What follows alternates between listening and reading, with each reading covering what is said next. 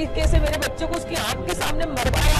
हम सरकार से एक ही मांग करते हैं, मोहन आदि से भी एक ही मांग करते हैं कि हमारे राजा को इंसाफ मिले। इसके बाद भी सोनम को जमानत मिली तो किस तरीके से मिली है, तो मैं तो यही चाहती हूँ।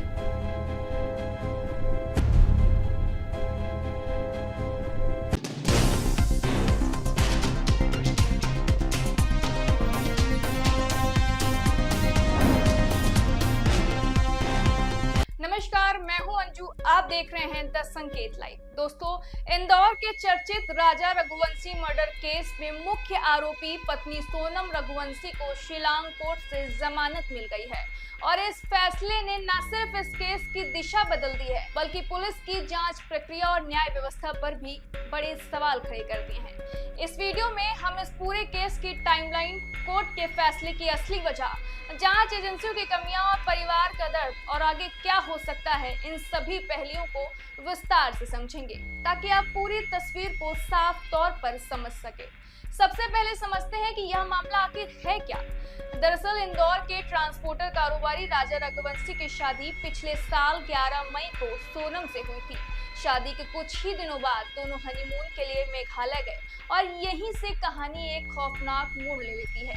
23 मई को राजा अचानक लापता हो जाता है। परिवार को चिंता होती है, पुलिस हरकत में आती है, सर्च ऑपरेशन शुरू होता है और कई दिनों की तलाश के बाद 2 जून को पूर्वी घासी हिल्स के सोहरा यानी चेरापूंजी की एक गहरी खाई से राजा का शव बरामद होता है। इस खबर ने पूरे देश को हिला दिया क्योंकि यह सिर्फ एक मर्डर केस नहीं था बल्कि एक नई शादी के कुछ ही दिनों बाद पति की रहस्यमयी मौत थी और शक की सुई सीधे पत्नी सोनम पर गई। इसके बाद जांच तेज हुई और 8 जून को सोनम ने गाजीपुर में सरेंडर कर दिया।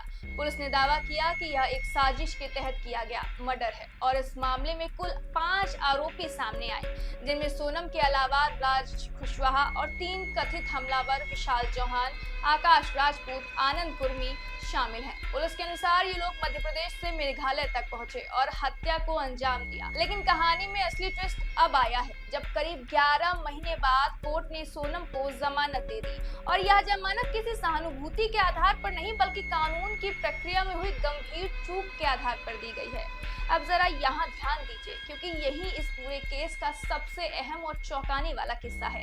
अदालत ने अपने आदेश में साफ कहा है कि सोनम की गिरफ्तारी से जुड़े जो दस्तावेज पेश किए गए हैं उनमें जिस धारा का जिक्र किया गया है वह अस्तित्व में ही नहीं है। यानी पुलिस ने जिस कानून के तहत गिरफ्तारी दिखाई वह धारा ही कानून में मौजूद नहीं है।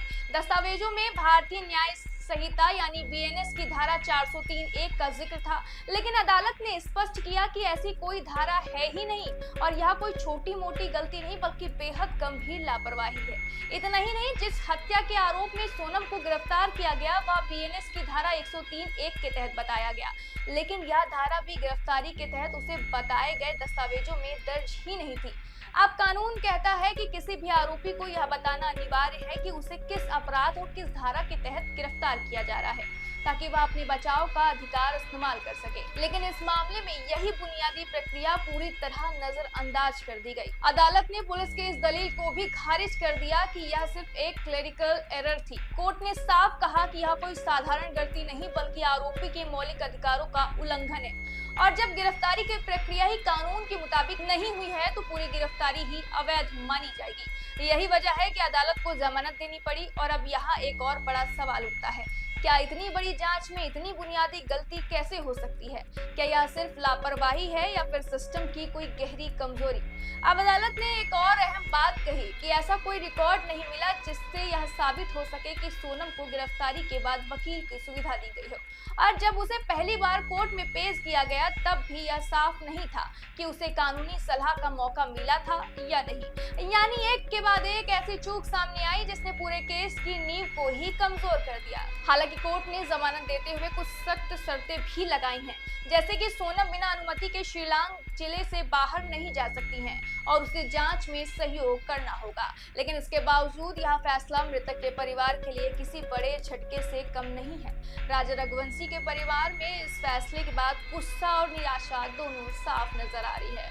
उनके भाई विपिन रघुवंशी ने कहा कि यह फैसला उसके लिए बेहद दर्दनाक है और वे इसे हाई कोर्ट में चुनौती देंगे। उन्होंने आरोप लगाया है कि पुलिस ने कई जानकारियां परिवार से छुपाई है और उसी का फायदा आरोपी पक्ष को मिला है। वहीं राजा की मां उमा रघुवंशी ने तो सीधे तौर पर न्याय व्यवस्था पर ही सवाल खड़े कर दिए। उन्होंने कहा कि उनका कानून से भरोसा उड़ गया है और इस पूरे मामले में पैसों के लेन देन तक के आरोप लगा दिए। सर उनको जो जमानत मिली है तो मिली कैसे? पहली बात तो क्योंकि सोनम इतनी बड़ी मास्टरमाइंड थी, सोनम इतनी बड़ी गुनाहगार थी, सोनम मतलब हत्याकारण थी, मतलब सोनम ने इतनी गलत तरीके से मेरे बच्चे को उसकी आंख के सामने मरवाया।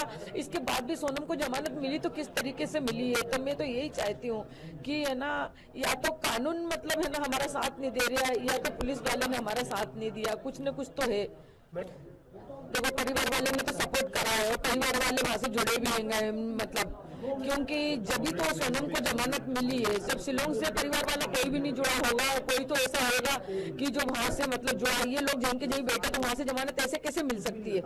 हमने हर बार आपत्ति लगाई, हमको हर बार वकील बताता था, इस बार हमको वकील ने बताया ही नहीं। अब वो पुलिस ने क्या हेरा फेरी करी क्या नहीं करी ये तो मेरे को मालूम नहीं, मगर हमारे साथ तो कुछ न कुछ हेरा फेरी हुई है। शुरुआत में जांच अच्छी चली थी, सब कुछ अच्छा चला था, 9 महीने तक से पूरा काम अच्छा चला था, और अभी ये महीने 2 महीने से सब एकदम से गेम पलटी हो गया। कैसा हुआ ये हमको ही समझ नहीं आ रहा। अभी सरकार से क्या मांग करते हैं? हम सरकार से एक ही मांग करते हैं, मोहन आदि से भी एक ही मांग करते हैं कि हमारे राजा को इंसाफ मिले। वहीं पिता अशोक रघुवंशी और भाई सचिन रघुवंशी ने भी सिस्टम पर सवाल उठाते हुए कहा कि अब उन्हें समझ आ रहा है कि लोग क्या कहते हैं, लोग क्यों कहते हैं कि कानून अंधा होता है। अब इस पूरे मामले को अगर हम एक बड़े नजरिए से देखें तो क्या यह सिर्फ एक मर्डर केस नहीं बल्कि हमारे सिस्टम की कमजोरियों का आईना भी है। जहां एक तरफ पुलिस दावा करती है कि उसने केस सुलझा लिया है, वहीं दूसरी तरफ कोर्ट उसी केस में बुनियादी खामियां निकाल देता है और आरोपी को जमानत मिल जाती है। इसका सीधा असर जनता के भरोसे पर पड़ता है, क्योंकि अगर इतनी बड़ी जांच ऐसी गलती हो जाए तो आम मामलों में क्या ही होता होगा, यह भी एक बड़ा सवाल है। अब आगे क्या होगा यह भी समझना जरूरी है, क्योंकि जमानत मिलने का मतलब यह नहीं है कि आरोपी बरी हो गया है। केस अभी भी चल रहा है, जांच जारी है और अगर सबूत मजबूत हुए तो सजा भी हो सकती है। फिलहाल यह मामला एक बार फिर से बहस का मुद्दा बन गया है कि क्या हमारे जांच तंत्र को और मजबूत करने की जरूरत है। अब देखना होगा कि आगे अदालत में क्या होता है और क्या राजा रघुवंशी के परिवार को इंसाफ मिल पाता है या नहीं।